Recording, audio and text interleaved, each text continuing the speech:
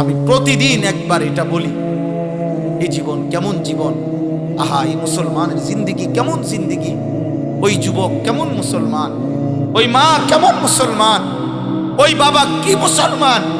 খোদার 365 দিনে 1 বছর টানা কোনো দিন যে ফজরের নামাজ পড়ে নাই, আহা এটা কি জীবন, এটা কিভাবে সম্ভব একটা মুসলমানের জন্য, এটা কিভাবে সম্ভব, এটা কিভাবে কল্পনা করা যায়, কিভাবে মানা যায়। আমি কোনো ক্যালকুলেশনে এটা বুঝি না যে মুসলমান একদিন 2 দিন না, 1টা বছর কোনো দিন সে জানেও না তার উপরে আল্লাহ ফজরের নামাজ ফরজ করছে। ওফ, আশ্চর্য যুবক তোমার জীবন, মালিক তুমি এমন ভুলা ভুলে গেলা। আয় হায় হায় শয়তান তোমারে, হায় যুবক বেনামাজি নাফরমান, ইবলিস তোরে এভাবে ধরে নিল। আহ কি কাম দিল তোমাকে, আহারে নাফরমান, হায় হায় নওজোয়ান, তোমার ইবলিস সব মিলাইয়া কয়টা কাম দিল। 1 নাম্বার বলে দিল শয়তান তোমারে যে যুবক তোমার প্রথম ডিউটি সারাক্ষণ চুল নিয়ে পেরেশান থাকবে, সারাক্ষণ টেনশন করবা চুলিটারে কেমনে আর বিকৃত করা যায়। অথচ চুল নিয়ে ব্যস্ত থাকা, চুলের চর্চা করা, চুল নিয়ে সৌন্দর্য চর্চা করা, এটা নারীর স্বভাব। মাঝখানে মোবাইল এটা ধরে রাখলে দিলে ঢোকে না, দিলে জমে না। মনে করেন প্রতিনিয়ত মাহফিল হয়, একজনের পর একজন বক্তা উঠে নামে, একজন আসে আরেকজন যায়। আসলে এটা তো মূল বিষয় না, মূল বিষয় হলো আমি কিছু গ্রহণ করলাম কিনা। কোরআনুল কারীমের মধ্যে আছে আল্লাহ তাআলা বলছেন, আমি আল্লাহ তাআলা আমার সুস্পষ্ট আয়াত আমি নাজিল করেছি কোরআনের মাধ্যমে। কেন? তো আল্লাহ তাআলা নিজে বলছেন, লাল এই ছেলে একদম চুপ, কথা বলবে না, কথা বাকি থেকে বাইরে যাও। লাআল্লাকুম তাযাক্কারুন, আল্লাহ তাআলা বলছেন কেন আমি কোরআন নাজিল করলাম, যেন তোমরা উপদেশ গ্রহণ করতে পারো। কোরআনুল কারীমে আছে আল্লাহ তাআলা বলছেন ইয়াইযুকুম লাআল্লাকুম তাযাক্কারুন, আমি আল্লাহ তাআলা এই কোরআনের মধ্যে তোমাদেরকে ওয়াজ করছি। কেন? লাআল্লাকুম তাযাক্কারুন, যেন তোমরা উপদেশ গ্রহণ করতে পারো। একই বক্তব্য আল্লাহ তাআলা কোরআনুল কারীমে বলছেন মুসা নবীকে, যে সর্বনিকৃষ্ট কাফের ফেরাউন, তুমি তার কাছে যাও, গিয়ে তাকে কালেমার দাওয়াত দাও, আল্লাহর দিকে দাওয়াত দাও। কেন? আল্লাহ বলছেন ওকেও বলো আল্লাহর কথা, লাআল্লাহু ইয়াতাযাক্কারু আও ইয়াখশা, হয়তো সে উপদেশ গ্রহণ করবে অথবা আল্লাহকে ভয় করবে। তাহলে দেখেন, এক ফেরাউনের কাছেও আল্লাহর কথা বলার শোনানোর মাকসাদ উপদেশ গ্রহণ অথবা আল্লাহকে ভয় করা। তাহলে আমরা মুসলমানের কাছে ওয়াজের মাকসাদ কি হবে? উপদেশ গ্রহণ, আল্লাহর ভয়, আখিরাতের ফিকির। তাহলে ন্যূনতম যদি কোনো মানসিকতা না চেঞ্জ হয়, হৃদয়ের মধ্যে যদি কোনো টানা পড়া অনুভূতি, বিবেকের যদি কোনো অনুভূতি না আসে, এর চাইতে ঘুমাই থাকলে ভালো ছিল। এখন তো স্বাভাবিকভাবে ঘুমের টাইম, রাত্র যত ঘুমের টাইম, রাত্র মানে ঘুমের জন্য। তো সেই ঘুমকে কোরবানি করে যদি কেউ বসলেন, অবশ্যই এটা ভাবা উচিত যে আমি কিছু গ্রহণ করলাম কি। আমি এটা প্রত্যেক দিন বলি, এটা মূল মাকসাদ। এই প্রদর্শন, লৌকিকতা, হুঙ্কার, ঝংকার, সুর, টান, এগুলো তেমন কিছু। কারো সুরেও কিছু আইয়ে যায় না, কারো সুর না থাকলেও কিছু আইয়ে যায়। এটা কেমন কিছু।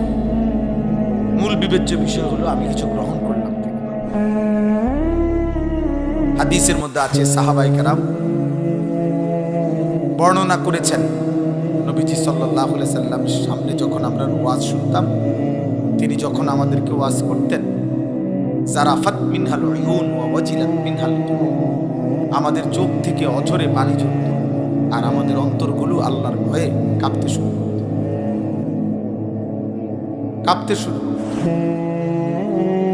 তাইলে ওয়াজের পরে প্রতিক্রিয়া কি হতো?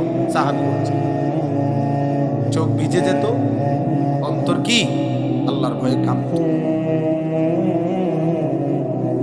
সাহাবী বর্ণনা করছেন আব্দুল্লাহ ইবনে ওমর রাদিয়াল্লাহু তাআলা আনহু, নবীজির সামনে আমরা যখন ওয়াজ শুনতাম এতটা মনোযোগী হতাম, এতটাই স্থির থাকতাম যে মনে হইতো যেন আমাদের মাথা শরীর থেকে আলাদা করে রেখে, মানে মাথা থাকলে না নড়তে চড়তো, মাথায় নাই, এত স্থির থাকতাম। হযরত বারা ইবনে আযিব রাদিয়াল্লাহু তাআলা আনহু বর্ণনা করেন, নবীজির সামনে আমরা যখন বসে ওয়াজ শুনতাম, কাআন্না আলা রুউসিনা তাইর, মনে হতো যেন আমাদের মাথায় আয়সা পাখি বসছে। মানে আমরা তো নড়াচড়া করতাম না, যার ফলে স্থির বসে থাকার কারণে মনে হতো যেন আমাদের মাথায় কাঁধে পাখি বসছে। এই ছিল সাহাবায়ে কেরামের ওয়াজ শোনার সিস্টেম, পদ্ধতি, সুন্নাত, তরিকা। এই জন্য বাপ এটা জরুরি, প্রতিনিয়ত আলহামদুলিল্লাহ বয়ান হয়, বছরে 52 সপ্তাহ, এই 52টা জুমা হয় এক বছর। 52টা জুমায় জুমার ইমাম সাহেব কিছু না কিছু বয়ান করে, 40 মিনিট 45 মিনিট গড়ে 40-45 মিনিট বয়ান করে। তিনিও আল্লাহর কথাই শতভাগ বলেন, কোরআন সুন্নাহর কথাই বলেন। পরিচিত হোক বা না হোক, সবাই সারা পৃথিবী চিনতে হবে, এটা জরুরি। পরিচিতির ভিত্তিতে সফলতা না, আল্লাহ গ্রহণ করার ভিত্তিতে সফলতা। সুনাম সুখ্যাতি আর জনপ্রিয়তা দিয়া আখিরাতের বিবেচনায় 2 পয়সারও কোনো মূল্য নেই। কারো কোনো জনপ্রিয়তা দিয়ে আখিরাতের কোনো ভ্যালু নেই, আখিরাতে কোনো মূল্যায়ন নেই। এগুলো দুনিয়াবি বিষয়। দুনিয়া যাদের ক্ষমতা দরকার, কর্তৃত্ব দরকার, পদবি দরকার, ওনাদের জন্য হলো সুনাম সুখ্যাতি শোহরত জনপ্রিয়তা, ওনাদের দরকার। আখিরাতের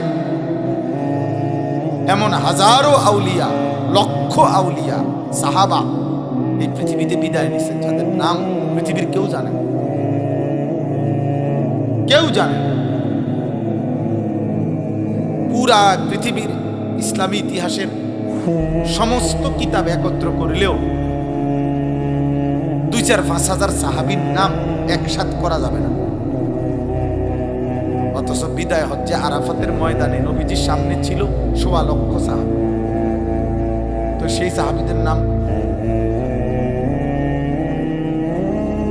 কুরআনুল কারীমের মধ্যে 25 জন মাত্র নবী এবং রাসূলের নাম।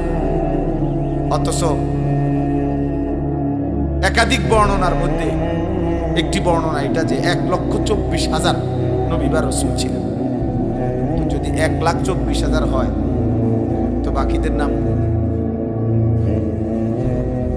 তো পৃথিবী ওনাদের নামও জানে না।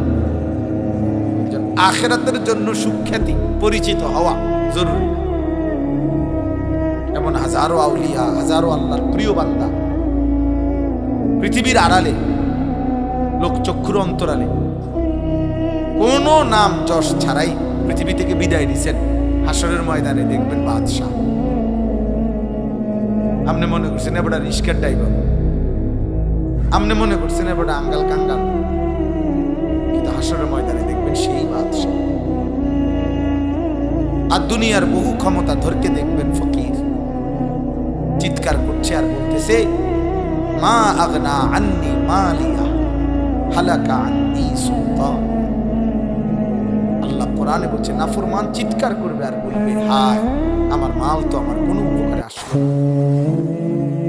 হালাকা আন্নি সুলতানিয়া, আমার বাদশাহী, কর্তৃত্ব, ক্ষমতা আমাকে তো শেষ করে দিবে, ধ্বংস করে দিবে। আজ আমার আমল নামা বাম হাতে দিবে, আহা আমি এখন কি করব? এই জন্য দোস্ত, বাবা, ভাই, বন্ধু, সবার এটা বোঝা উচিত। ওয়াজ মাহফিলের মূল মাকসাদ আখিরাতের ফিকির, আত-তারগীব ওয়াত-তারহীব। অনেক সময় আপনারা ওয়াজের মধ্যে প্রত্যাশা করেন যে সব কিছু বলতে হবে, না, সব কিছু বলা জরুরি। প্রত্যেক বিষয়ের জন্য আলাদা মঞ্চ হওয়া এটা অযৌক্তিক না, বরং এটাই যৌক্তিক।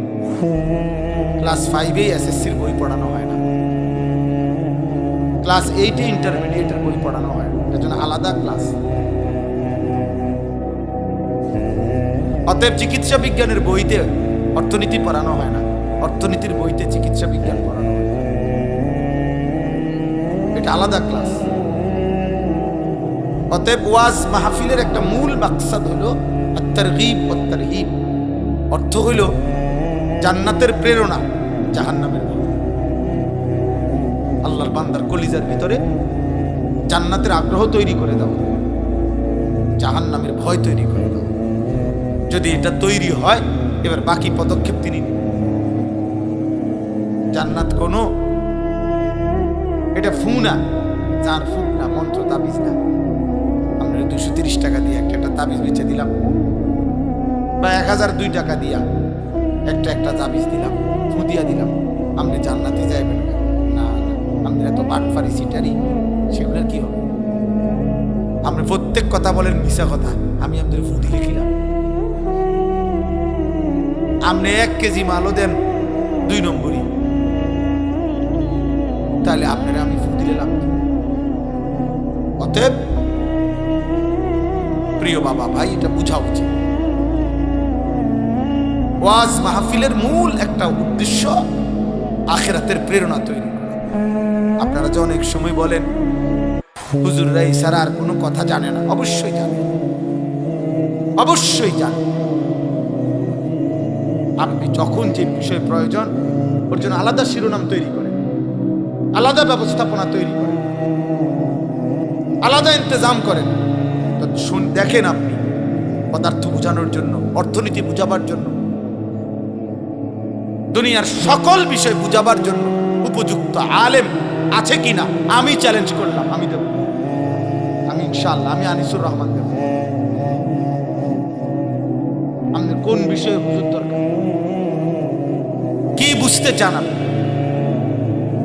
এই বাংলাদেশ থেকে দেব। এবং অসংখ্য নীরবে নিভৃত আমাদের লোকচক্ষুর পর্দার আড়ালে এমন অনেক আলেম আছে, পৃথিবী হয়তো জানে। বক্তা তো 2-4 জনের, সব মিলাইয়া বক্তা হইতো না 100 জন। সারা বাংলাদেশে আলেম 100 জন, কথা বলেন 100 জন আলেম। তো বাকিরা সিরিয়াস আবার ওরা গাছ কাটে। বাকি আমাদের দেশে মানুষ মনে করে ওই যিনি বক্তা উনি সব। আন্তর্জাতিক খ্যাতি সম্পন্ন মুফাসসির কোরআন, বিশিষ্ট ইসলামী চিন্তাবিদ, দাউদকান্দির bridge, Jamuna bridge, Kashipur bridge, উনি পদ্মা সেতু বানাইছেন, উনি বাংলাদেশ আলগিতে ধরে রাখছেন, এই সব কিছু এই যিনি বক্তা। আর বাকিরা কিচ্ছু জানে না। এটা ভুল ধারণা, এটা ভুল ধারণা। এজন্য দুস্থ বাপ, ইসলাম কোরআন সবকিছুর সমাধান, দুনিয়ারও আখেরাতের। কিন্তু এক বসায়, এক মঞ্চে, এক শিরোনামে সব বলে ফেলতে হবে। আজকের ওয়াজ ও দোয়ার মাহফিলে পুরা 23 বছরের ইসলাম আপনাকে বলে যাইতে হবে, এটা জরুরি। তাহলে নবীজি সাল্লাল্লাহু আলাইহি সাল্লাম 23 বছর লাগাইলেন কেন? কোরআন 23 বছর নাজিল হইল কেন বলেন? 23 বছর কি মামুলি কথা? আমি আপনাদের কাছে অনুরোধ করছি, এটা বুঝতে শিখেন, নিজের জন্য কিছু গ্রহণ। প্রতিনিয়ত আপনাদের মসজিদে জুমার বয়ান হয়, আলহামদুলিল্লাহ। যদি কোনো মুসলমান দিল দিয়া, আন্তরিকতা নিয়ে এই জুমার বয়ানগুলো শুনতো, তার জীবন সুন্দর হতো। কিন্তু সামান্য কয়টা টাকার কারণে উনি মাতবুরি দেখায়, উনি মনে করে ইমাম সাহেব জানে কিনা। আমনে জানেন কিনা? এটা বলেন, আমনে কি জানেন সেটা বলেন। একটা বিল্ডিং করছেন, এটা জানেন আপনি? এটা বিল্ডিং করেন তেমন কিচ্ছু নেই, তো রাজমিস্ত্রি করতে পারে। এটা তো আঙ্গাল খাঙ্গালও করছে, একেবারে মূর্খ বকলম নামও দস্তখত করতে জানে না, টিপসই দেয়। এ আমনের চাইতে বড় বিল্ডিং করছে, আপনার চাইতে বড় বিল্ডিং এর মালিক, আপনার গাড়ির চাইতে 3 ডবল। ওরকম বহু মূর্খ আছে যে গাড়ি চালায় আমাদের 14 গোষ্ঠীর গাড়ি দেখছে ওরা।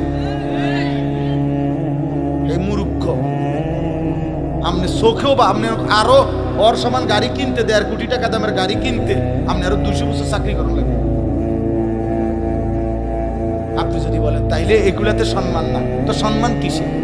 শিক্ষা। শিক্ষাটা কি?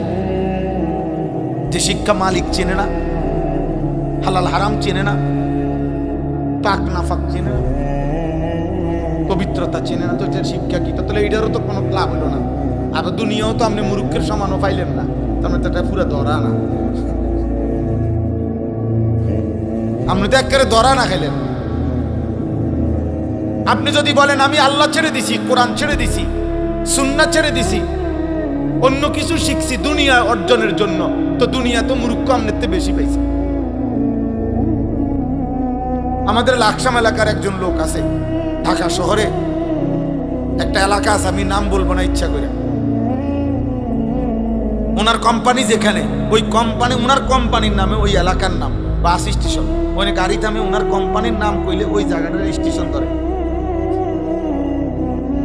আমগো এলাকার মানুষ ঢাকা শহরে একটা পূর্ণাঙ্গ মডেল টাউনের মালিক, হাজার হাজার কোটি কোটি টাকার মালিক, হাজার হাজার কোটি কোটি টাকা। একদম মূর্খ, বকর, আঙ্গুল দিয়ে দৈরে টিপসই দেয়, মানে উনি নিজে টিপসই দিতে পারেন, আরেকজনের দৈরে দিলে স্যার এনে এনে যাতা।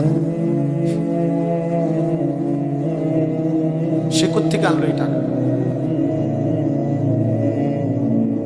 আমাদের অঞ্চল আমাদের এলাকায় কয় ওই পাকিস্তান আমলে যে সময় মুক্তিযুদ্ধের সময় তারা বাইকে গেছে না, পাকিস্তানি কয় তারা এই মানে টাকার ট্রাক পাইছে বলে, এরা বলে পাইছে। বিশ্বাস করে মানে আমাদের এলাকার, আমি এটা প্রসিদ্ধ কথা আর কি, যে তারা বলে পাকিস্তানিরা বলে টাকে টাকে টাকা থুইয়ে গেছে তার কাছে।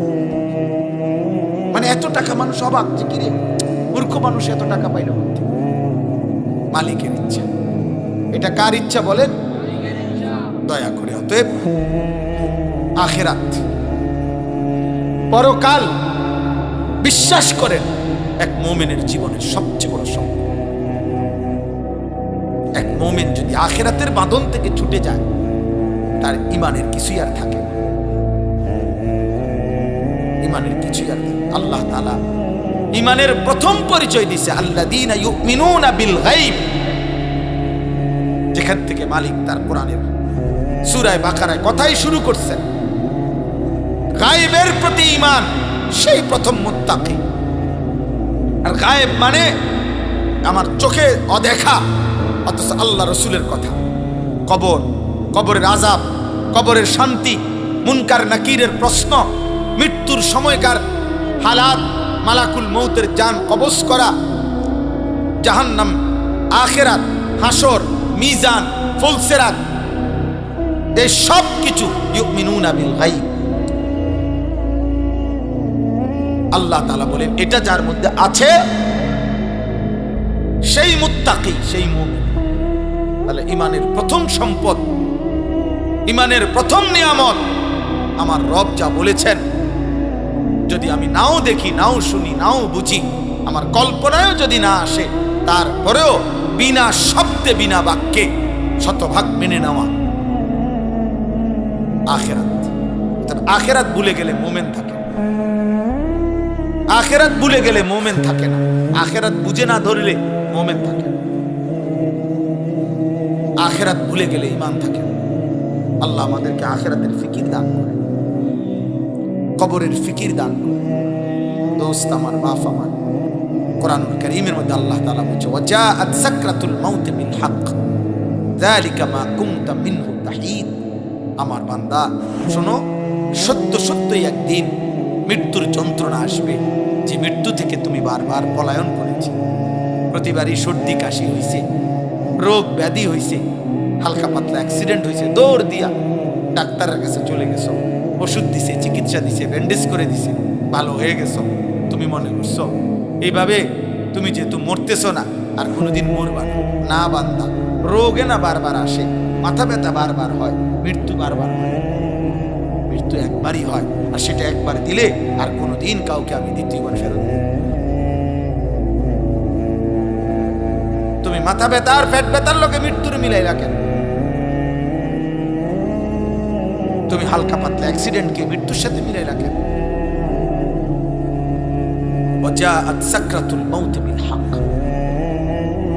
আল্লাহ তাআলা বলছেন মৃত্যুর যন্ত্রণা আসবেই আসবে। বাবা, মালাকুল মউত আজরাইল জান কবজ করার আগে মানুষের মৃত্যু যন্ত্রণা শুরু হয়। প্রথম সাকরাতুল মউত বলে এটাকে। এই মৃত্যু যন্ত্রণা পৃথিবীর সর্বশ্রেষ্ঠ ঈমানদারেরও হয়, সর্বনিকৃষ্ট কাফেরেরও। আমাদের প্রিয় নবী সাল্লাল্লাহু আলাইহি ওয়াসাল্লাম থেকে শুরু করে সমস্ত আম্বিয়াদেরও, আউলিয়াদেরও, সাহাবাদেরও মৃত্যুর যন্ত্রণা ছিল, সমস্ত বেঈমান কাফেরদেরও মৃত্যু যন্ত্রণা ছিল। বাকি অনুভূতি ভিন্ন, যন্ত্রণা বরাবর আছে সবার, কিন্তু অনুভূতিটা ভিন্ন। ঈমানদার যখন মৃত্যু যন্ত্রণা শুরু হয়, তার দিল খুশি হয়ে যায়, সে ভাবে আমার রবের মুলাকাত, আমার বন্ধুর মুলাকাতের সময় হয়ে গেছে। বেঈমান নাফরমান পাপী মৃত্যু যন্ত্রণার মুহূর্তে পাগল হয়ে যায়, অস্থির হয়ে যায়, অস্থির হয়ে যায়। তাফসীরের মধ্যে আছে 900 বছর যদি সুখের সাগরে কেউ ভাসে, কোনদিন 1 সেকেন্ডের জন্য দুঃখ যন্ত্রণা বেদনা পায় নাই, একটা মিনিট, 900 বছরে যে কোনোদিন কাঁটার আঘাতও সয় নাই, 1 ফোঁটা চোখের পানিও পড়ে নাই, কিন্তু আল্লাহর নাফরমানি করছে। আমি নিজে তাফসীরে পড়ছি, খোদার কসম, আল্লাহ তাফসীরে লিখছে মৃত্যু যন্ত্রণার প্রথম সেকেন্ডে 900 বছরের সুখ ওই নাফরমান ভুলে যাবে। দ্বিতীয় সেকেন্ডে যখন তাকে বলা হবে, হে আল্লাহর বান্দা, বিগত পৃথিবীটা তুমি খুব আরামেই তো কাটাইছো না, আল্লাহর কসম, ওই নাফরমান বলবে, আয় মাওলা, জীবনে সুখ কি জিনিস আমি কোনোদিন দেখিনি, আমি জানি না মাওলা সুখ কাকে। 1 সেকেন্ডের মৃত্যু যন্ত্রণা তার 900 বছরের সুখ ভুলায়। আমার কাছে আরবি কিতাব আছে, ও জাআত সাকরাতুল মাউত বিল হক, এই আয়াতের নামেই কিতাব আছে আরবি। আমি একটা উর্দু কিতাবে পড়ছি, মউত কে পুর আসরার ওয়াকিআত, ওই কিতাবে আছে হযরত ঈসা আলাইহিস সালাম আল্লাহর হুকুমে কবর থেকে, আল্লাহর কুদরতে, ওনার একটা মুজিজা ছিল, উনি কবর থেকে মানুষকে জীবিত করতে পারতেন।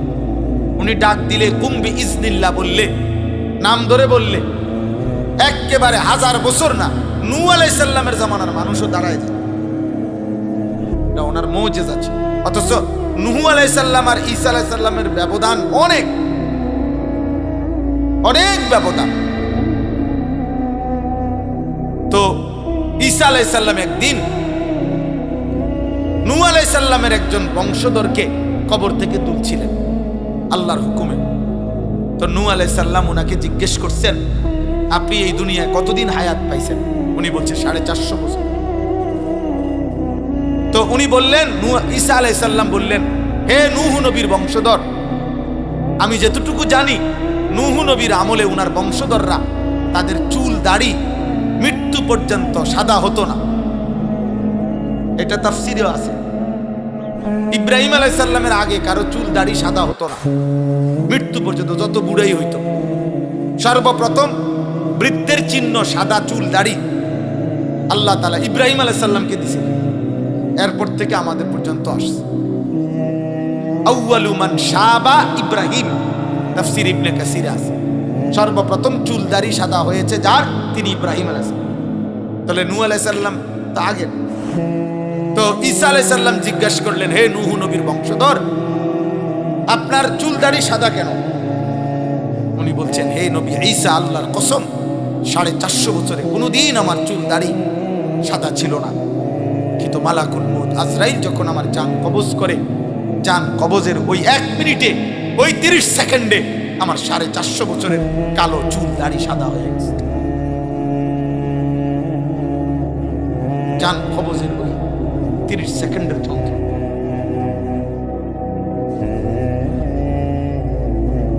এজন্য দোস্ত, নওজোয়ান, প্রিয় ভাই, বাবা, হারামের উপরে যারা বেড়ে উঠছেন, গুনাহের উপরে যারা বড় হচ্ছেন, রাত পার করেন, দিন পার করেন, আমি কিংবা আপনি খুব চালাক মনে করেন, নিজেকে খুব বুদ্ধিমান মনে করেন না, খুব বুদ্ধিমান মনে করেন, খুব বুদ্ধিমান মনে করেন। এই পৃথিবীর কেউ হয়তো বাধা দিতে পারে নাই, তো রব ছাড়বে না, আল্লাহ ছাড়বে না। কোরআনুল কারীমের মধ্যে আছে, আল্লাহ তাআলা বলছেন, সুম্মা লাতুসআলুন্না ইয়াওমাইদিন আনিন নাঈম। আমার বান্দা, আমি কিন্তু আমার দেওয়া প্রত্যেকটা নিয়ামত একটা একটা করে জিজ্ঞেস করি, আমি ছাড়ব না। আমার প্রতিটা নিঃশ্বাসের হুকুম হিসাব দিতে হবে, আমার প্রতিটা চোখের পলকের হিসাব দিতে হবে। আমি আল্লাহর দেওয়া প্রতি সেকেন্ডের হিসাব বান্দা তুমি আমাকে দিতে হবে। তাফসীরের মধ্যে আছে, হযরত ওমর রাদিয়াল্লাহু তাআলা আনহু একদিন 3 দিন ক্ষুধার্ত থাকার পরে নবীজির সামনে 2টা খেজুর আর একটু পানি পান করছেন, 3 দিনের ক্ষুধার্ত থাকার পর। এই আয়াতের তাফসীরের মধ্যে আছে, আল্লাহর নবী সাল্লাল্লাহু আলাইহি ওয়াসাল্লাম বলেন, ওমর ওয়াল্লাহি লা তুসআলু আন হাদা নাঈম। আল্লাহর কসম ওমর, আখিরাতে তোমাকে আল্লাহর এই নিয়ামত 2টা খেজুর এবং এটুকু পানির হিসাব আল্লাহর কাছে দিতে হবে। হযরত ওমর চিৎকার দিয়া কাঁইদা দিছেন আর বলছেন, রব, আয় ইয়া রাসূলুল্লাহ, আমার রবের কাছে আমি 3 দিনের ক্ষুধার্ত থাইকা এই 2টা খেজুর মাত্র মুখে দিলাম আর একটু পানি মুখে দিলাম, এইটার হিসাবও দিতে হবে। আল্লাহর নবী বলেন, ওয়াল্লাহি লা তুসআলু, আল্লাহর কসম ওমর, হিসাব দিতে হবে, হিসাব দিতে হবে, হিসাব।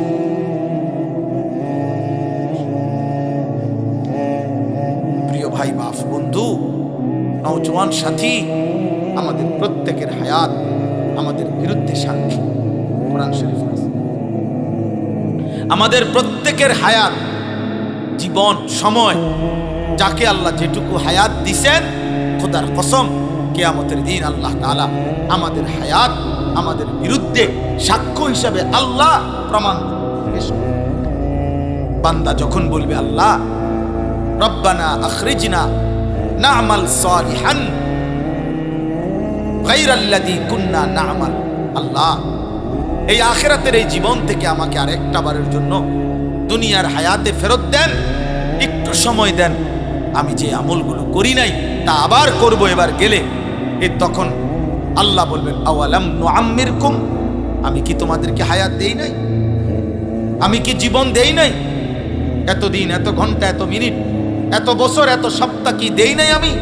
তো তৎক্ষণাৎ আল্লাহ তাআলা আল্লাহর দেওয়া এই হায়াতের পেশ করবেন আর বলবেন, বান্দা, আমার দেওয়া 30 বছর কি করেছে?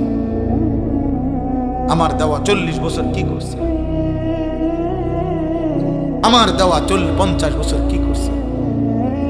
আমি প্রতিদিন একবার এটা বলি, এই জীবন কেমন জীবন, আহা, এই মুসলমানের জিন্দেগি কেমন জিন্দেগি, ওই যুবক কেমন মুসলমান, ওই মা কেমন মুসলমান, ওই বাবা কি মুসলমান। খোদার 365 দিনে 1 বছর টানা কোনো দিন যে ফজরের নামাজ পড়ে নাই, আহা, এটা কি জীবন, এটা কিভাবে সম্ভব? একটা মুসলমানের জন্য এটা কিভাবে সম্ভব? এটা কিভাবে কল্পনা করা যায়, কিভাবে মানা যায়? আমি কোনো ক্যালকুলেশনে এটা বুঝি না যে মুসলমান একদিন 2 দিন না, 1টা বছর কোনো দিন সে জানেও না তার উপরে আল্লাহ ফজরের নামাজ ফরজ করছে। ওফ, আশ্চর্য যুবক তোমার জীবন। মালিক, তুমি এমন ভুলা ভুলে গেলা। আয় হায় হায়, শয়তান তোমারে, হায় যুবক বেনামাজি নাফরমান, ইবলিস তোরে এইভাবে ধরে নিল। আহ, কি কাম দিল তোমাকে, আহারে নাফরমান। হায় হায় নওজোয়ান, তোমার ইবলিস সব মিলাইয়া কয়টা কাম দিল? 1 নাম্বার বলে দিল শয়তান তোমারে যে যুবক, তোমার প্রথম ডিউটি সারাক্ষণ চুল নিয়ে পেরেশান থাকবে, সারাক্ষণ টেনশন করবা চুলিটারে কেমনে আর বিকৃত করা যায়। অথচ চুল নিয়ে ব্যস্ত থাকা, চুলের চর্চা করা, চুল নিয়ে সৌন্দর্য চর্চা করা, এটা নারীর স্বভাব।